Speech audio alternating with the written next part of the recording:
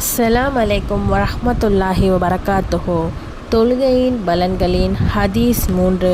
பாவங்களை உதிர்க்கின்ற வணக்கம். ஹஜ்ரத் அபு உஸ்மான் ரலியல்லாஹு அன்ஹு அவர்கள் கூறுகிறார்கள், நான் சல்மான் ரலியல்லாஹு அன்ஹு அவர்களுடன் ஒரு மரத்தின் கீழ் இருந்தேன்.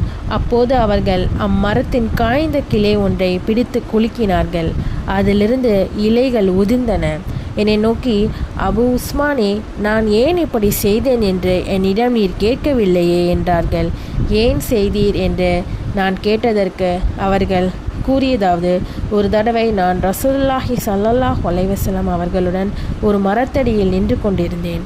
அப்பொழுது நபி அவர்கள் இவ்வாறே மரத்தின் ஒரு காய்ந்த கிளையை பிடித்து குலுக்கினார்கள். அதிலிருந்து இலைகள் உதிர்ந்தன.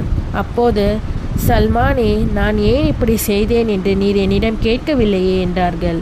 ஏன் இவ்வாறு செய்தீர்கள் என்று நான் கேட்டபொழுது, ஒரு முஸ்லீம் நன்றாக ஒழு செய்து 5 நேர தொழுகையும் நிறைவேற்றினால் இது இலைகள் உதிர்வது போன்று அவருடைய பாவங்கள் உதிர்ந்துவிடும் என்று கூறி நபி ஸல்லல்லாஹு அலைஹி வஸல்லம் அவர்கள் பகலின் 2 ஓரங்களிலும் இரவின் சில பகுதிகளிலும் தொழுகையை நிலைநிறுத்துவீராக.